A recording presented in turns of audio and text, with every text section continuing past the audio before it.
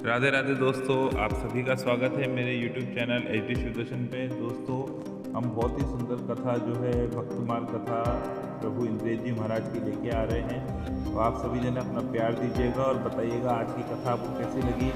दोस्तों, 9 जनवरी से लेकर के 13 जनवरी तक ये कथा प्रारंभ रहेगी। तो आप सभी जने राधा कृष्ण तत्व के सबसे बड़े प्रेमी कौन बहुत ही सुंदर कथा का आनंद लीजिए, भक्त चरित्र के बारे में जानिए। इंद्रेश जी महाराज ने कितनी सुंदर जिनकी कथा छत्र बताई। छाया में हम एक बैठे बार फिर से हैं, राधे भगवान राधे चलिए सुनते हैं नीलकंठ इंद्रेश जी के शिव। वचन से भक्तिमाल कथा। राधा कृपा कटाक्ष स्तोत्र किसने गाया? भगवान शिव ने गाया, पार्वती जी को सुनाया। एक स्तोत्र है, स्तुतियों का राज उसको कहा जाता है, राजा उसको कहा जाता है, वो है शिव महिम्न स्तोत्र। ऐसा कहते हैं कि यदि कोई व्यक्ति पदभ्रष्ट हो गया हो, यदि कोई व्यक्ति अपनी किसी दैवी शक्ति से भ्रष्ट हो गया हो, यदि वो अपनी पद में पुनः स्थित होना चाहता है, पुनः दैवी स्थिति में स्थित होना चाहता है, तो शिव महिम्न स्तोत्र का गान करे।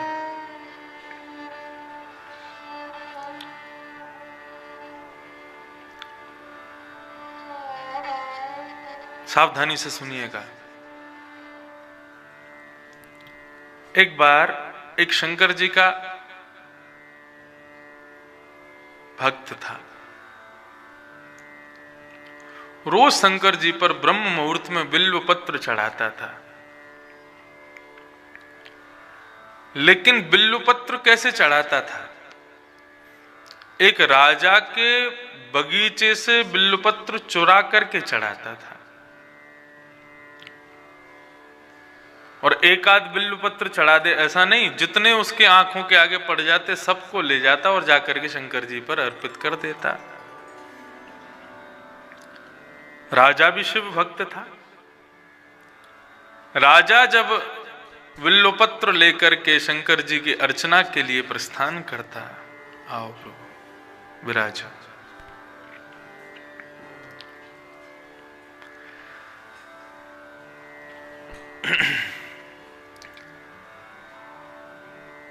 राजा जब शंकर जी की अर्चना के लिए बिल्वपत्र लेने के लिए जाता,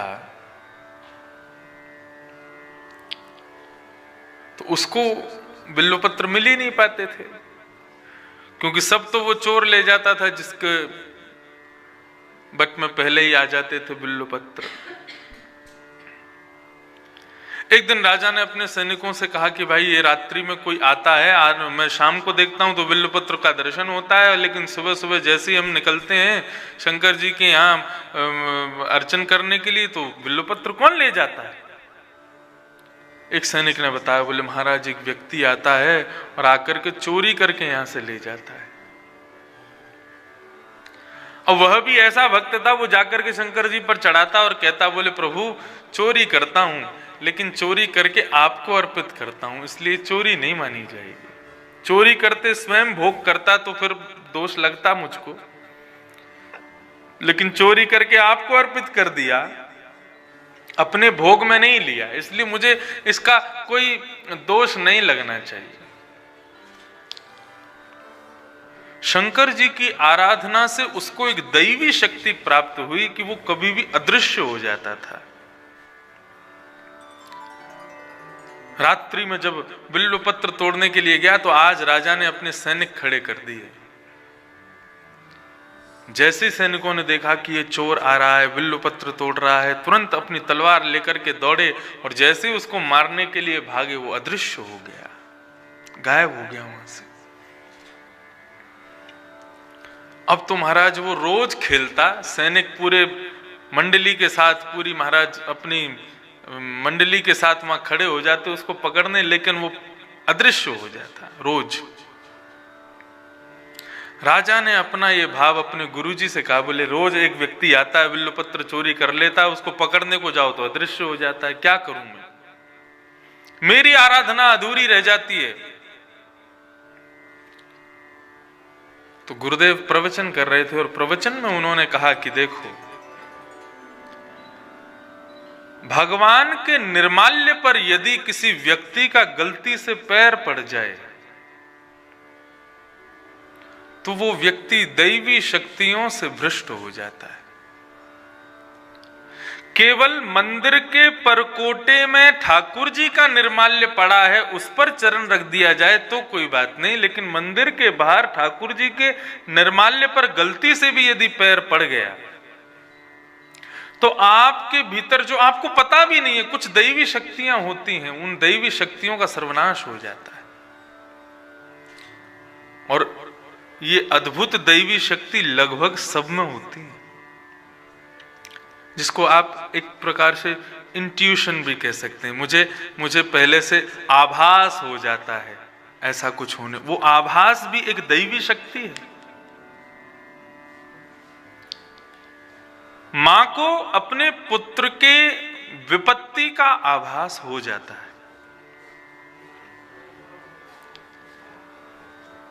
कई बार आप लोग नए नए घरों में जाते हैं तो आप क्या करते हैं, आप जाते ही घर का सौंदर्य नहीं देखते, घर कितना भी सौंदर्य हो, आप वहां की वाइब्स को कैप्चर करना शुरू कर देते हैं। हम दुनिया भर के घरों में जाते हैं, करोड़पतियों के घरों में भी जाते हैं और छोटी सी झोंपड़ी में भी जाते हैं। बड़े बड़े घरों में लाखों करोड़ों की सामान महाराज केवल 100 पीस में रखे हैं, लेकिन वहां की वाइब्स अच्छी नहीं होती, वहां के वातावरण ऐसा नहीं होता कि हम बैठे। ये एक दैवी शक्ति है जो हमें बताती है कि यहां पर ये तुम्हारे लायक स्थान नहीं है, यहां से चलो। और कई छोटे छोटे स्थान ऐसे होते हैं, वहां जाकर के भी मन करता है कि यहां पर पूरा जीवन व्यतीत कर देंगे हम। क्यों? वहां की वाइब्स ऐसी हैं कि हम वहां रह सकते हैं। वहां भले ही व्यवस्थाएं इतनी नहीं है, अव्यवस्थाएं हैं, लेकिन फिर भी हमको आत्म सुख की प्राप्ति वहां हो रही है। ये दैवी शक्ति है।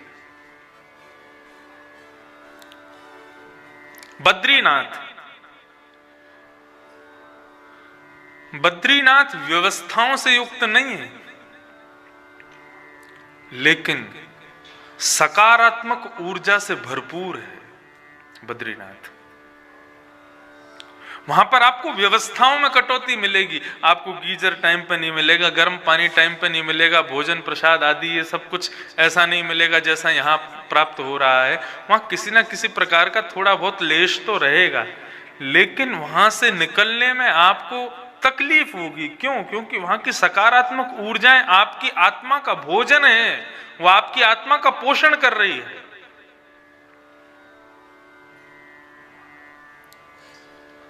इस स्थान की जो ऊर्जा है वो हमारी आत्मा का भोजन है। हम शहरों में रहते हैं, वहां शरीर को भोजन मिलता है, लेकिन आत्मा को तृप्ति नहीं मिलती।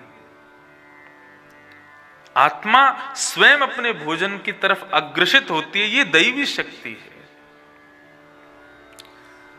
माफ कीजिए, यदि बद्रीनाथ जाकर के भी वहां की सकारात्मक ऊर्जा में आपका मन नहीं लग रहा है तो आप अपनी दैवी शक्ति से पदभ्रष्ट हो चुके हो।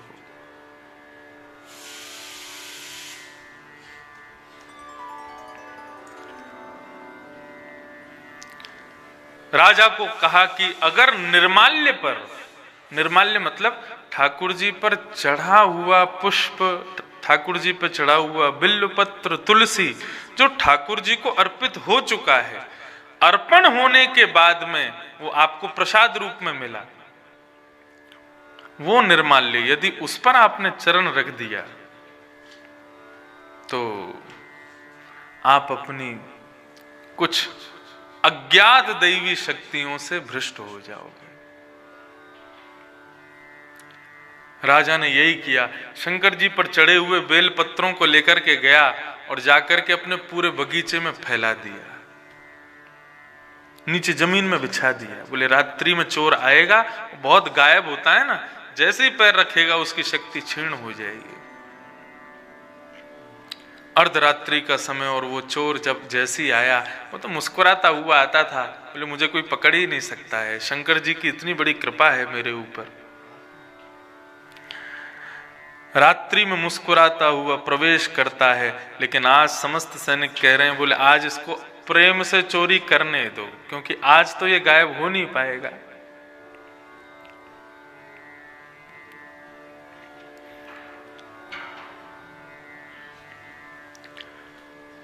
वहां पर बिल्व पत्रों की चोरी करने लगा।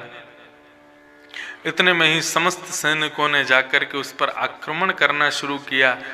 सबको कहता आओ आओ आओ, पकड़ो पकड़ो पकड़ो। जैसे ही पकड़ने के लिए जा, अब वो जैसे ही उसने सोचा कि मैं अंतर ध्यान हो जाऊं, लेकिन आज वो अंतर ध्यान नहीं हो पाया, सैनिकों ने पकड़ लिया। बोले बहुत अंतर ध्यान होता है, बहुत गायब होता है, आज होके दिखा। अब तो वो घबराने लगा, शंकर जी का स्मरण करने लगा। बोले हे प्रभु, मैंने कभी भी बिल्वपत्र चोरी करके किसी ऐसी वस्तु की चोरी नहीं की जिससे मेरा घर का भरण पोषण होता हो। मैंने तो आपको प्रसन्न करने के लिए बिल्वपत्र चोरी किए थे। प्रभु मेरी रक्षा करो। राजा अपने राजमहल से तलवार लेकर के आ रहा है, आज इसका सर धड़ से अलग मैं करूंगा। भयभीत हो रहा है, खूब कोशिश करता है बार बार कि मैं अंतर ध्यान हो जाऊं, अंतर ध्यान हो जाऊं, लेकिन आज अंतर ध्यान नहीं हो पा रहा था। जैसे ही राजा ने जाकर के महाराज अपनी तलवार को उठा करके उसका सर धड़ से अलग करने का, केवल प्रहार मात्र करने का प्रयास करने लगा, इतने में ही ना जाने उस चोर को क्या हुआ, उसने शिव महिम्न स्तोत्र का गान करना शुरू कर दिया। जैसे ही शिव महिम्न स्तोत्र का गान किया, शिव महिम्न स्तोत्र का प्रथम श्लोक गाते ही उसकी जो दैवी शक्ति जो जिससे वो भ्रष्ट हो चुका था, वो उसे पुनः प्राप्त हो गई और वो वहां से अंतर ध्यान हो गया। ये बल है शिव महिम्न स्तोत्र का। लेकिन मैं ये बात क्यों कह रहा हूं? ऐसे बल स्वरूप, ऐसे प्रमाण स्वरूप, ऐसे बलवान स्वरूप शिव महिम्न स्तोत्र का गान करने से भूली हुई, बिछड़ी हुई, भ्रष्ट हुई विद्या भी हमको प्राप्त हो जाती है। ऐसे भगवान शिव भी किशोरी जी का स्मरण करते हैं, श्री राधा रानी का स्मरण करते हैं।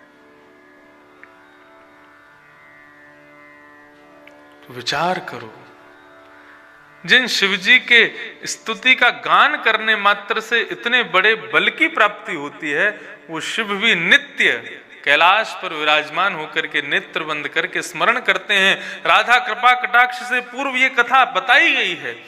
पार्वती जी जाकर के कहती हैं शंकर जी से कि आप संहार के देव हैं,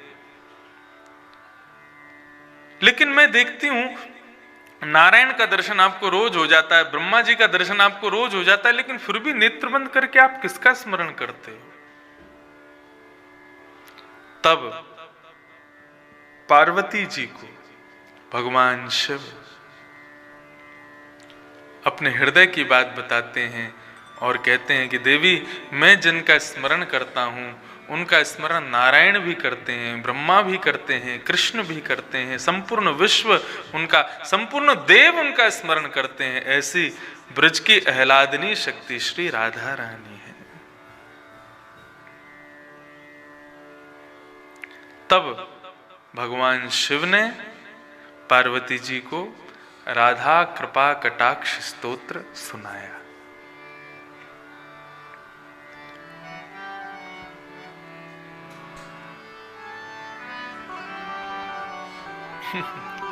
ये गीत गोविंद का स्वर।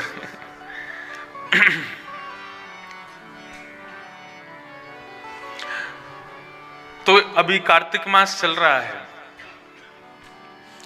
भगवान शिव की सन्निधि में बैठे हो आप लोग, वो शिव भी जिनका स्मरण करते हैं, ऐसी किशोरी जी के कृपा कटाक्ष स्तोत्र का गान जरूर कीजिएगा। हम लोग बड़भागी हैं, ऋषिकेश की पावन भूमि में कृष्ण उद्धव संवाद का श्रवण कर रहे हैं।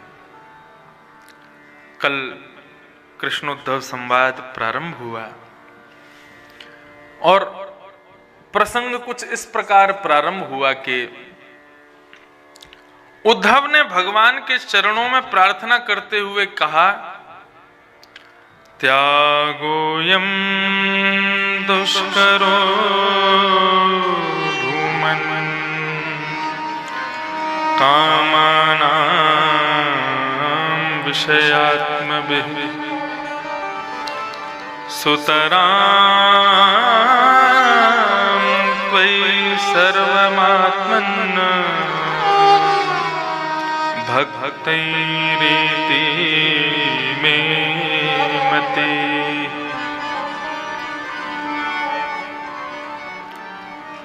हे प्रभु,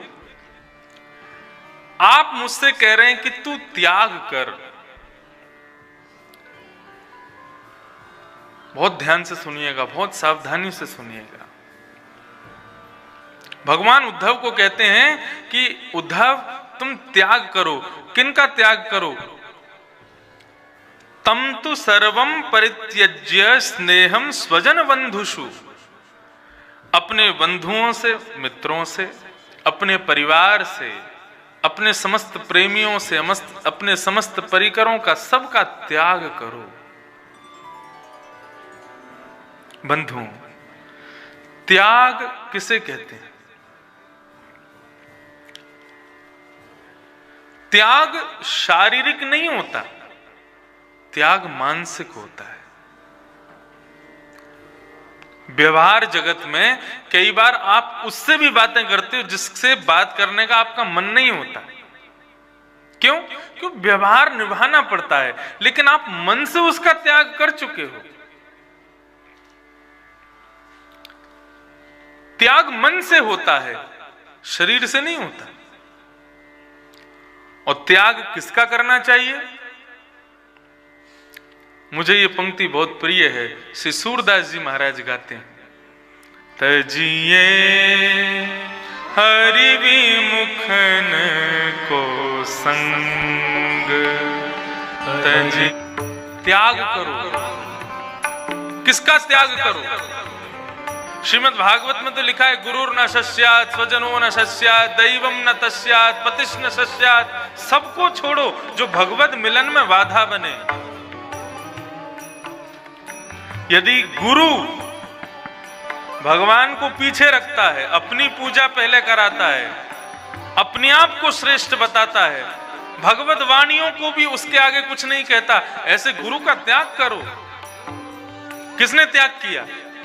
बलि ने त्याग किया, गुरु शुक्राचार्य। उस पति का त्याग करो जो भगवत मिलन में बाधा बने। गोपियों ने त्याग किया अपने अपने पतियों का। उस भाई का त्याग करो जो भगवत मिलन में बाधा बने। विभीषण ने त्याग किया रावण का। उस देवता का त्याग करो जो भगवत मिलन में बाधा बने। ब्रजवासियों ने त्याग किया इंद्र का। उस पत्नी का त्याग करो जो भगवत मिलन में बाधा बने। देवादिदेव महादेव शिव ने त्याग किया सती का। लेकिन इन सब के बीच में एक बात सुनिएगा, शरीर से त्याग करना कई बार मुश्किल होता है। जानते हैं कि पति हमारा नास्तिक है, हम कथा सुनते हैं, हम भजन करते हैं, कीर्तन करते हैं, इसको पसंद नहीं है, लेकिन क्या करें, अब पति है, साथ तो रहना पड़ेगा। शरीर से साथ निभाओ लेकिन मन से त्याग दो।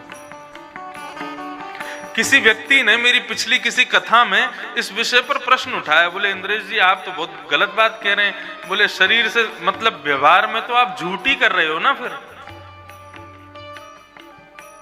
बंधुओं, भक्ति का पथ यही कहता है, संसार में केवल व्यवहार निभाओ, अपने हृदय की वास्तविकता केवल ठाकुर जी के संग लगाओ। हम मीराबाई सूरदास के समान इतने भक्तिमान नहीं हुए कि हम शरीर से भी सबका त्याग कर सके। हम संसारी लोग हैं, हमें शरीर का व्यवहार तो निभाना पड़ेगा। पति मन के मुताबिक नहीं है, पत्नी मन के मुताबिक नहीं है, पिता माता भाई बंधु गुरु कोई मन के मुताबिक नहीं है, तो उसका त्याग करना इतना आसान नहीं है। शरीर से त्याग करना मुश्किल है, मन से छोड़ो, मन से त्याग कर दो। मन का त्याग श्रेष्ठ है। इसलिए भैया आज मेरी एक बात सुन लीजिए, जीवन में कभी किसी का सत्संग के प्रति रुझान ना बन रहा हो, उसको जबरदस्ती मत करना कि तू सत्संग कर, तू भजन कर, तू कीर्तन कर।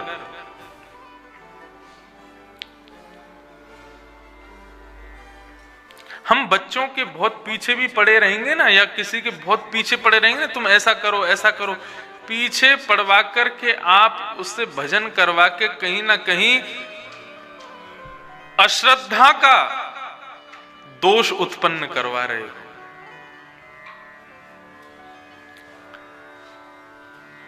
हमारे यश भैया हैं, इनके माता पिता इनको नहीं कहते कि तुम कथा सुनो या तुम कोई तीर्थ यात्रा करो या तुम वहां करो या ऐसा करो वैसा करो। मुझे तो लगता है ये माता पिता को कहते होंगे कि वहां कथा सुननी है, वहां ऐसे करना है, वहां भजन करना है, वहां कीर्तन करना है। भगवत प्रीति किसी के जगाने से जगे ये बहुत कम होता है, वो स्वतः जगती है। किसी के सुंदर रूप को देख करके, एक सीधी बात करी जाए ना, इसमें छुपाने वाली क्या बात है। किसी का सुंदर रूप देख करके यदि उसके प्रति आकर्षण जग रहा है, वो वास्तविकता मानी जाएगी, या कोई तुमको आकर के कहे देख तो सही वो कितनी सुंदर है, उसको उससे प्रेम कर, उसके प्रति आकर्षित हो जा, उसके प्रति मोह तेरे अंदर प्रकट हो जाए, किसी के कहने से नहीं होगा। किसी को देख करके स्वतः प्रकट हो जाए, वो वास्तविकता है। ठीक उसी प्रकार ठाकुर जी के प्रति भक्ति किसी के बहुत फोर्स करने से यदि आप करते हो तो उसमें अश्रद्धा की गंध आती है। और अश्रद्धा श्रद्धा विहरितम यज्ञम तामसम परिचिक्षते, यदि अश्रद्धा से भक्ति की जाती है तो वो तामसी हो जाती है, उससे बढ़िया तो मत करो।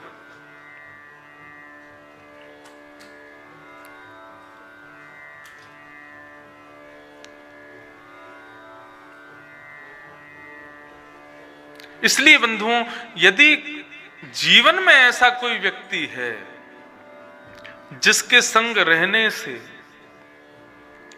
भगवत भजन में बाधा पड़ती है, मानसिक त्याग करो,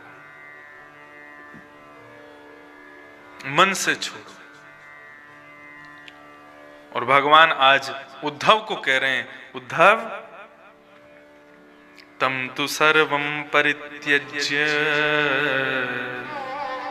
स्नेहं स्वजन बंधुषु, सबको छोड़ो। भाई नाही बंधु नाही कुटुंब कबीलो नाही। श्री मलुकदास जी महाराज कहते हैं, ऐसो कोई मित्र नाही जासो प्रीत रे, दीन बंधु दीनानाथ मेरी सुध लीजे, दीन बंधु दीनानाथ मेरी सुध लीजे। कहता मलूकदास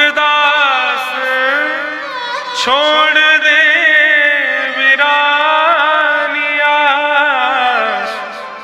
कहता मलूकदास छोड़ दे विरानियास,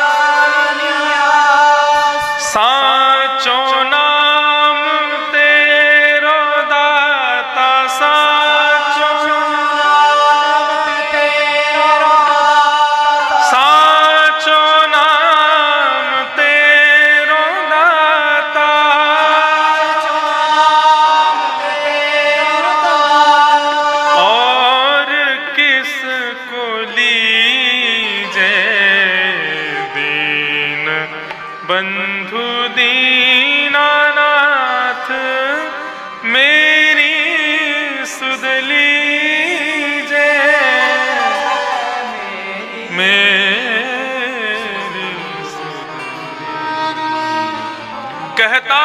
के दास, छोड़ दे वीरानी आस।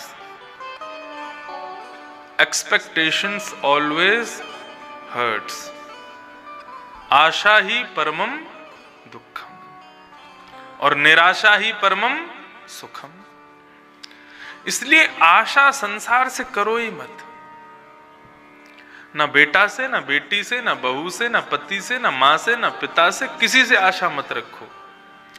आशा केवल एक से रखो, ठाकुर जी से रखो। छोड़ दे वीरानी आस, सांचो नाम तेरो दाता। केवल आप ही सच्चे हो। आप तो सच्चे क्या, आपका नाम भी सच्चा है, और किसको लीजिए। इसलिए सब तज हरि भज। ठाकुर जी आज उद्धव को कह रहे हैं त्याग कर। उद्धव कहने लगा महाराज बहुत दुष्कर है त्याग करना। तो भगवान बोले आ गई समझ में, त्याग करना दुष्कर है। मां ब्रज में जाके तो बड़े कह रहे थे गोपियों को भगवान को छोड़ दो, उनको भूल जाओ। यशोदा मैया को समझा रहे थे कि मैया तुम जिसको अपना बेटा कहती हो वो किसी का बेटा नहीं होता। उसकी आंख नहीं है, कान नहीं है, मुंह नहीं है, हाथ नहीं है, पैर नहीं है, वो बिना पैर के चलता है, बिना आंख के देखता है, बिना कान के सुनता है। वो परब्रह्म है, वो निर्गुण निराकार है। ना जाने कितनी बड़ी बड़ी ज्ञान की चर्चाएं कर रहे थे और गोपियों को कह रहे थे कि तुम भूल जाओ उनको। आज जब खुद को त्याग करने की बात आई तो कह रहे हो त्यागो यम दुष्करम। त्याग दुष्कर हो गया तुम्हारे लिए। उद्धव के हाथ पांव कांपे। बोले महाराज अब आप मुझे समझाओ मैं क्या करूं। भगवान बोले सामने बैठ जाओ और चुपचाप मेरी बात सुन। और यहां से उद्धव कृष्ण संवाद शुरू होता है। पहली बात भगवान क्या कहते हैं, आहा अद्भुत बात। आत्मनो गुरुरात्मैव पुरुषस्य विशेषतः यत् प्रत्यक्षानुमानाभ्याम्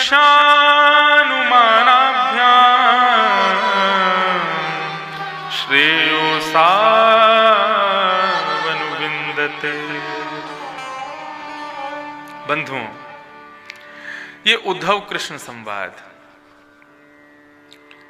ये साधारण नहीं है, इसलिए इसको साधारण तरीके से सुनिएगा भी मत। कुछ विशेष है। अब यहां पर जो प्रसंग कहे जाएंगे, मैं 3 दिन से नहीं कहा कि पेन कॉपी लेके बैठो, लेकिन आज कहना चाहूंगा। अब लिखिएगा ठाकुर जी क्या बता रहे हैं। भगवान कह रहे हैं व्यक्ति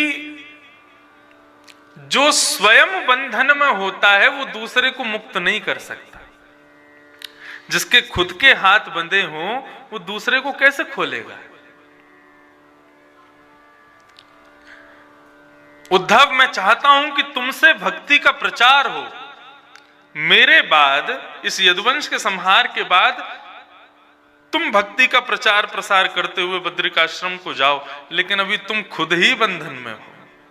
जब तक तुम मुक्त नहीं होगे तो दूसरों को मुक्त कैसे करोगे। भगवान यहां गुरु दीक्षा लेने से पूर्व, किसी को अपनी गुरु पदवी पर बिठाने से पूर्व मानव को क्या करना चाहिए वो बता रहे हैं। भगवान कह रहे हैं आत्मनो गुरुरात्मैव। किसी को गुरु बनाने से पूर्व सबसे पहले खुद को गुरु बनाओ। ये बहुत जानने योग्य बात है।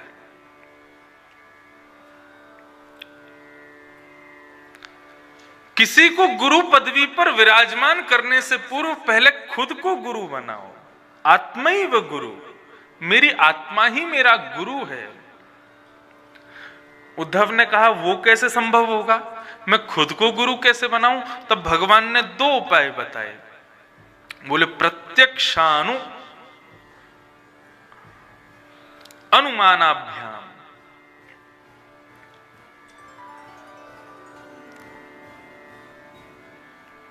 मानव स्वयं की प्रक्रियाओं पर प्रत्यक्ष अनुभव करे। मेरी कौन सी प्रक्रिया ठीक है, कौन सी प्रक्रिया खराब है, किस प्रक्रिया को करने से मुझे संतुष्टि की प्राप्ति होती है, किस प्रक्रिया से मुझे असंतोष होता है, इन सब विषयों को लेकर के अपनी एक सूची बनाना शुरू करें। बहुत ध्यान से सुनिए। और तब क्या करे, अंत में आकर के देखे कि इन क्रियाओं को करने से मुझे अनुकूलता होती है। उन क्रियाओं का नियम बना करके उन क्रियाओं को करने मात्र से अपनी आत्मा को अपना गुरु बनावे। आत्मा को गुरु बनाने का मतलब है स्वयं को अपना गुरु बनाना। जैसे कि अब उदाहरण में समझो,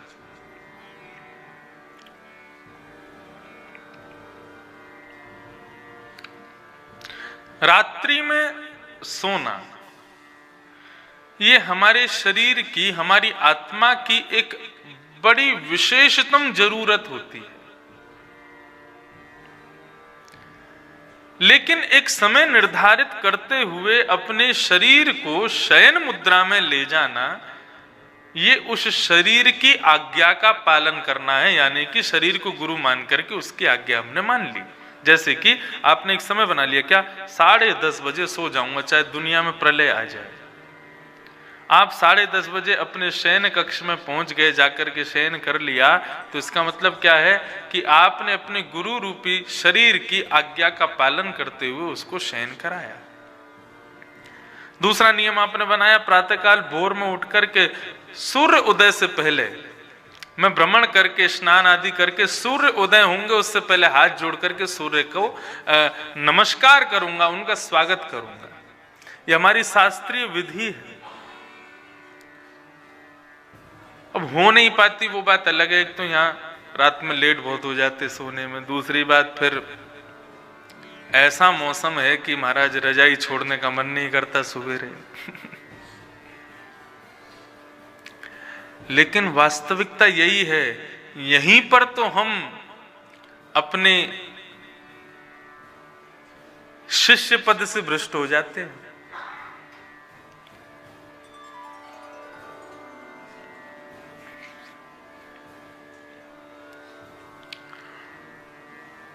शास्त्राज्ञा करते हैं कि सूर्य उदय होने से पूर्व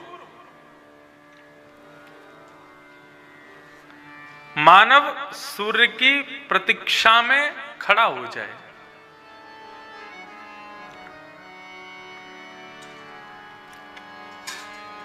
और सूर्य उदय हो उससे पहले ही आकर के हाथ जोड़ करके खड़ा रहे, उनका स्वागत करे, प्रणाम करते हुए नमन करे। ये शास्त्र विधि है और दक्षिण में आज भी इसका पालन किया जाता है। लोग भले ही स्नान कितने भी बजे करें, लेकिन घर का कोई एक सदस्य ब्रह्म मुहूर्त में उठ करके सूर्य उदय से पहले अपने घर के बाहर वो बनाते हैं, वो क्या बोलते हैं, रंगोली वगैरह बनाएंगे। कुछ नहीं बना सकते तो कुछ भी रखेंगे, पुष्प आदि रख करके वहां दिया जरूर जलाएंगे। कुछ ना कुछ तो प्रत्येक घर के बाहर आपको सुबह सुबह मिलेगा ही मिलेगा। वो क्या है? दक्षिण भारत में आज भी लोग अपने घर के बाहर आसन बिछाते हैं। कि इसलिए बोले सूर्य देवता पधारेंगे तो उनको बैठने के लिए आसन होना चाहिए। ये नियम हमारे जीवन में भी होना चाहिए। यदि इस नियम का पालन करते हैं तो शरीर गुरु है। तो भगवान कह रहे हैं सबसे पहले अपने आप को ही गुरु बना करके पहले खुद मुक्त हो जाओ, तब फिर किसी और को गुरु रूप में दर्शन करो। उद्धव बंधुओं, जैसे गीता में भगवान अर्जुन को ज्ञान प्रदान करते हैं, ऐसे ही यहां पर भगवान उद्धव को, इसको उद्धव गीता कहते हैं, ये उद्धव गीता है। यहां भगवान उद्धव को समझा रहे हैं, उद्धव पहले स्वयं मुक्त हो जाओ। जब स्वयं मुक्त हो जाओगे तभी तुम अपने किसी गुरु की बात पर विश्वास कर पाओगे। स्वयं ही बंधन में होगे तो सामने वाला कितना भी बताता रहे लेकिन तुम मुक्त नहीं हो पाओगे। और स्वयं मुक्त होने के लिए अपने आप को ही पहले अपना गुरु बनाओ। आत्मन्येव गुरु आत्मैव, अपने आप को गुरु बनाओ। और अपने आप को गुरु बनाने का भाव बताते हुए भगवान कहते हैं कि अब मैं तुम्हें एक कथा सुनाता हूं।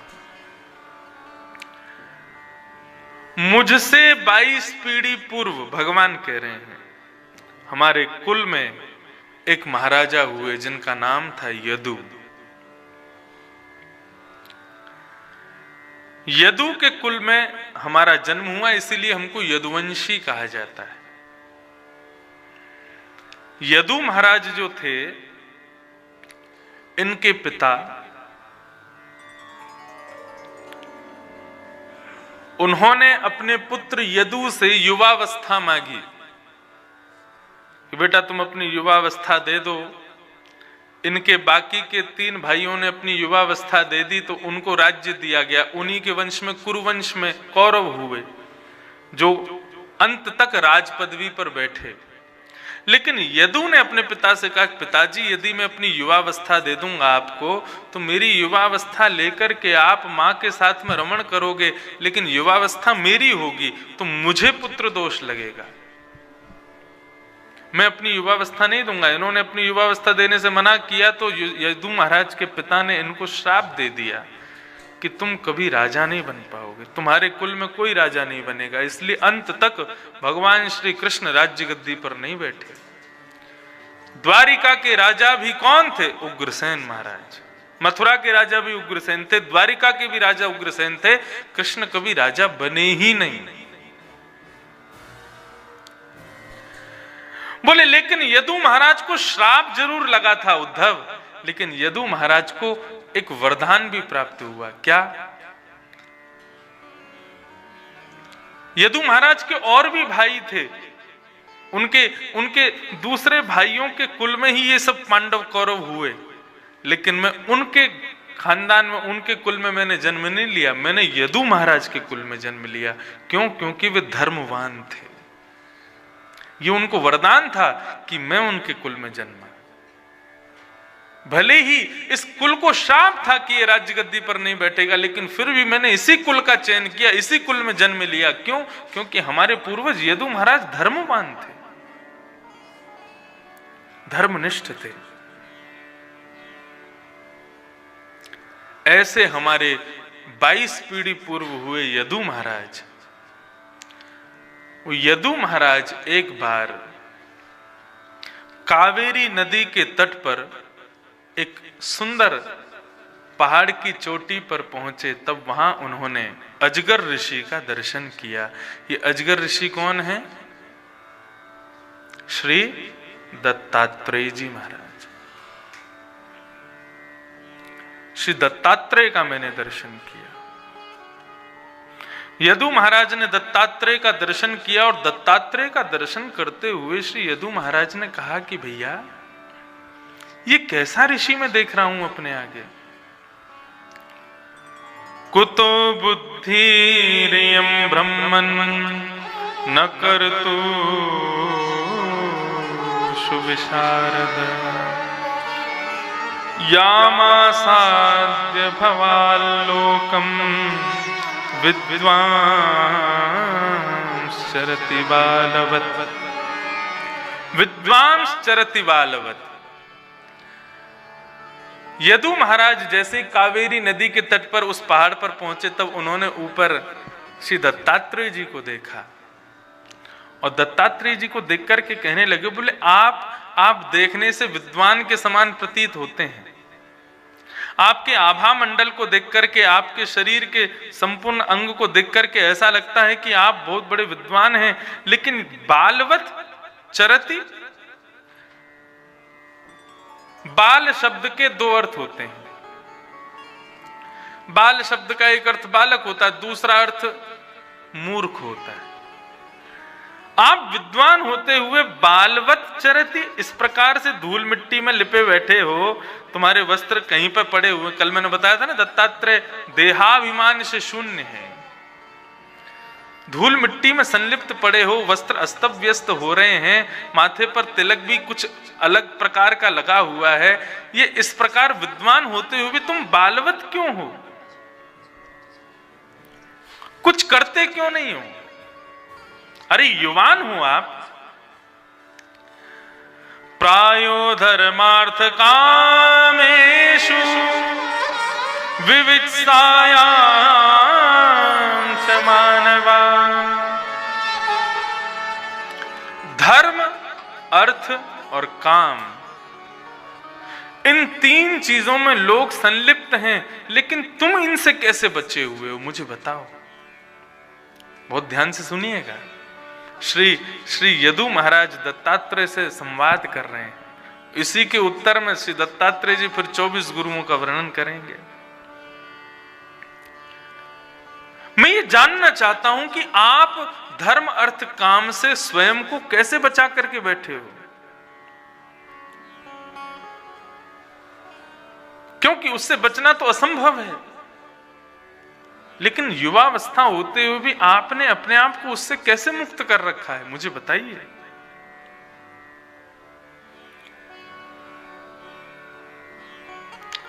इस प्रकार सब कुछ पूछते हुए अंत में कहते हैं कि आप मुझे बताइए, त्वम ही न पृच्छताम ब्रह्मन् न आत्मानंद कारणम ब्रूहि स्पर्श विहीनस्य भवतः केवलात्मना।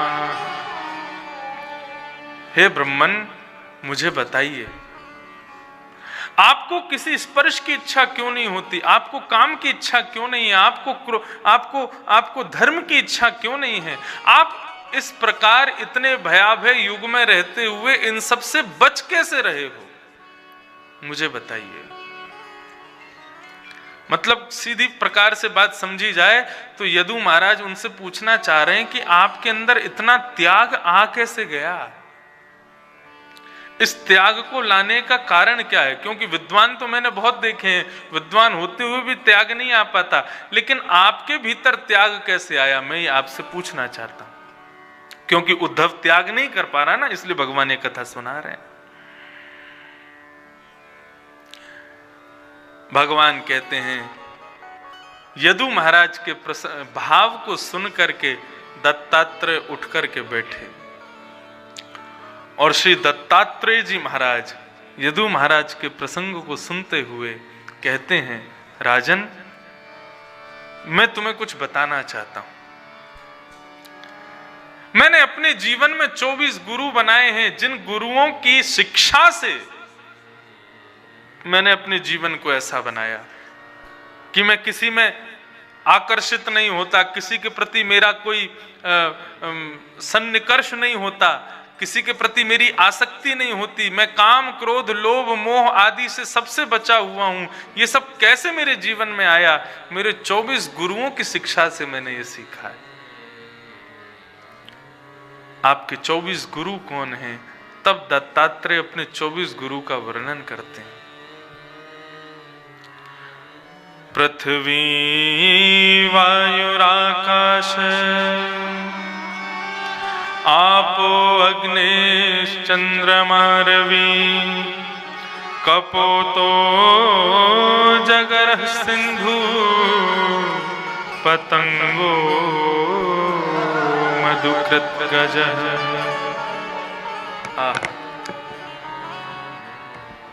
एक बात आपको पहले ही बता दें, कभी भी किसी व्यक्ति के प्रभाव पर आकर्षित मत होइएगा, व्यक्ति के स्वभाव को परखिएगा।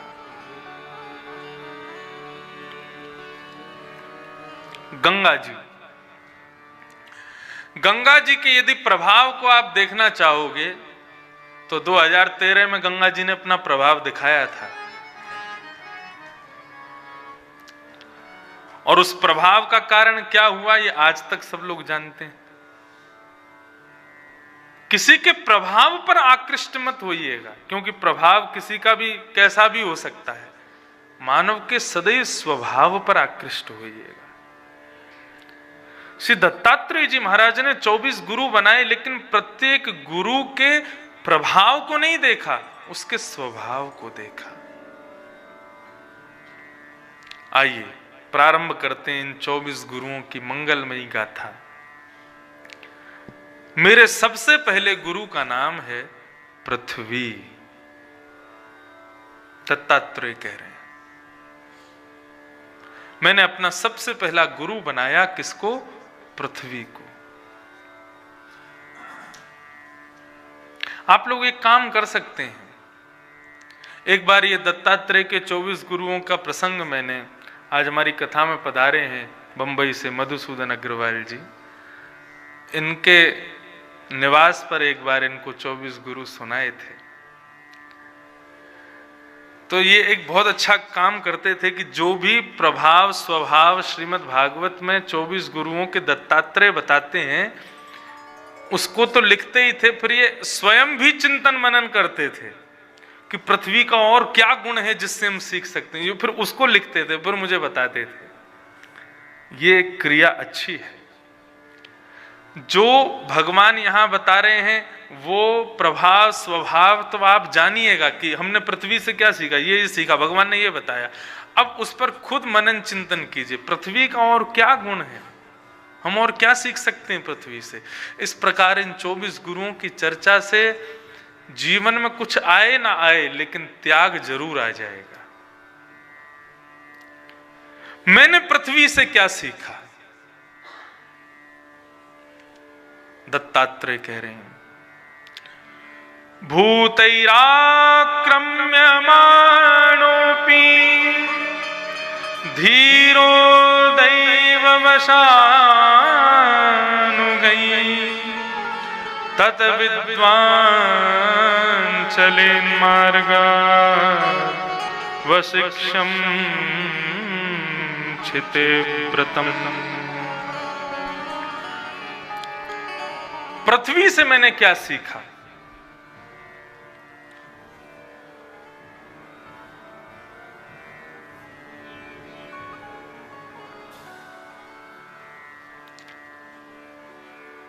पृथ्वी को यहां पे स्पष्ट लिखा है,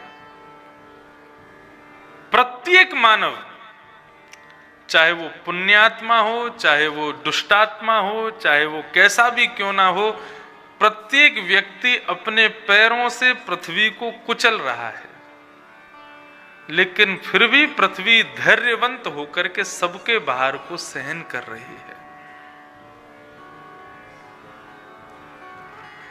मानव को चाहिए इसी प्रकार पृथ्वी की तरह धैर्यवान बने। धैर्य, धर्म के 10 लक्षण हैं, उनमें सबसे पहला लक्षण है धृति, यानी कि धैर्य, पेशेंस। हमारे अंदर पेशेंस नहीं होता, धैर्य नहीं है बिल्कुल भी।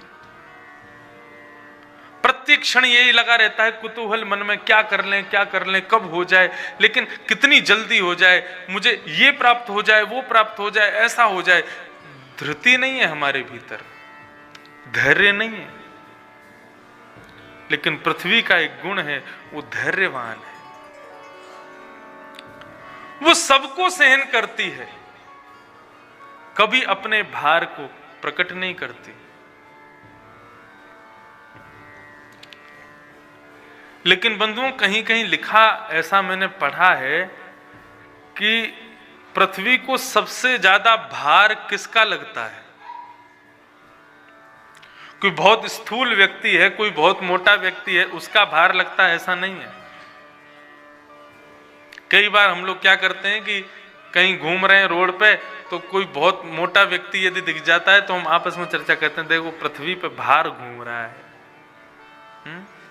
पृथ्वी पे बोझ बन के घूम रहा है। कोई बहुत ज्यादा फूला हुआ किसी का शरीर हो, उससे पृथ्वी को भार लगता है, ऐसा नहीं। पृथ्वी को किसका भार लगता है? तो कहते हैं असत्य संभाषण करने वाले व्यक्ति का पृथ्वी को भार लगता है। भीष्म पितामह का वो प्रसंग याद आया, स्वनिगममपहाय मत्प्रतिज्ञा मृतमधिकर्तुमवप्लुतो रथस्थः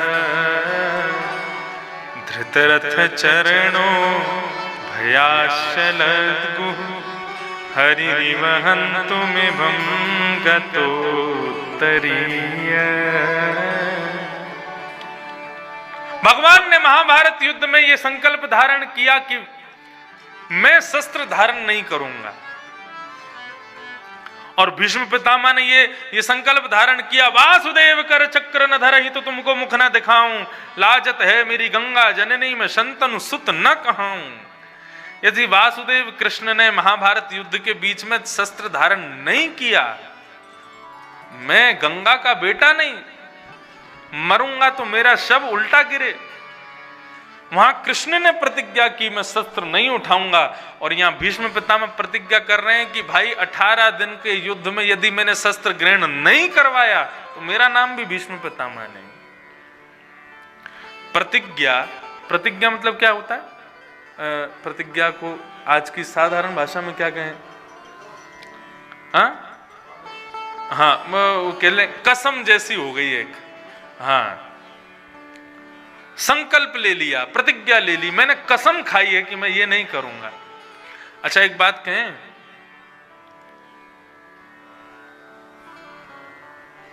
ब्राह्मण यदि कसम खा ले तो भगवान की जिम्मेवारी होती है पूरा करवाना।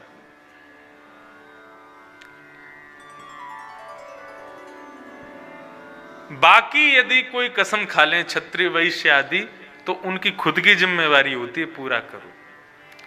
और कई शास्त्र में ऐसा वर्णन है कि ब्राह्मण यदि कोई कसम, कोई संकल्प ले ले, कोई प्रतिज्ञा ले ले और वो पूरा करने में लग जावे लेकिन पूरा ना कर पावे, भगवान पूरा करवाते हैं। और बाकी क्षत्रिय वैश्य आदि वर्णाश्रमी यदि वैष्णव हैं, भगवत भक्त हैं, तो यदि संकल्प ले लें तो भी भगवान पूरा करते हैं। लेकिन कोई यदि वैष्णव नहीं है और संकल्प ले ले, प्रतिज्ञा ले ले कि मैं ऐसा करूंगा, और यदि वो पूरा ना करे 2000 वर्ष के लिए नरक जाना पड़ता है। भगवान कृष्ण ने संकल्प लिया, और क्षत्रियों के लिए तो विशेष बताया गया, यदि क्षत्रिय संकल्प पूर्ण नहीं करता, क्योंकि ये विषय पता कहां आता है? जब वामन भगवान को 3 पग जमीन देने का वरदान दिया बलि ने, और भगवान 3 पग जमीन का वरदान लेते ही विराट रूप में आ गए, 2 पैरों से तीनों लोक नाप लिए, तीसरा पैर देने को बलि के पास कुछ बचा नहीं, तो भगवान बोले तीसरा पग दे, नहीं तो नरक जाना पड़ेगा। वहां पर भगवान सबका बताते हैं कि कोई संकल्प यदि करता है, कोई यदि प्रतिज्ञा लेता, पूरा नहीं करता, तो उसको कैसे भोगना पड़ता है। तो वहां भगवान 2 लोगों का नाम लेते हैं, एक तो मेरे वैष्णव परम भक्त और दूसरे ब्राह्मण। यदि ये 2 संकल्प ले लें तो पूरा करने का जिम्मेवारी मेरी बन जाती है, इनको पूरा करवाओ।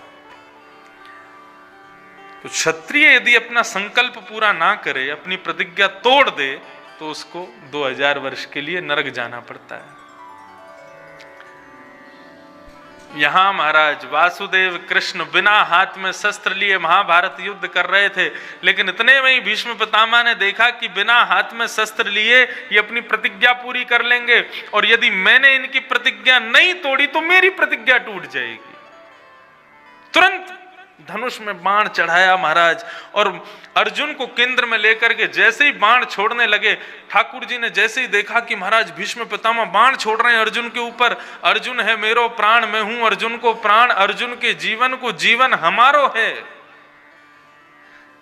भगवान ने प्रतिज्ञा वचन दिया था, यदि इन 5 में से एक का भी बाल बांका हुआ मुझे भी जाना पड़ेगा, और उसमें भी अर्जुन जो मेरी आत्मा है, इसकी रक्षा करना मेरा दायित्व है। अर्जुन की रक्षा की भावना से भीष्म पितामह से बचाने के लिए भगवान रथांग पाणे बनकर के रथ से कूदे हैं, और रथ के टूटे हुए चक्के को जैसे ही भुजा में उठाया और उठा करके मारने के लिए भीष्म पितामह की ओर दौड़े, तो भीष्म पितामह ने जैसे ही देखा इन्होंने हाथ में शस्त्र उठा लिया, जैसे ही शस्त्र उठाया भीष्म पितामह ने अपने धनुष बाण नीचे रख दिए और ताली बजाने लगे, वाह वाह वाह वाह, आपने तो प्रतिज्ञा ली थी कि आप शस्त्र नहीं उठाओगे। आप कहो मैं शस्त्र बिन भूमि हरहूं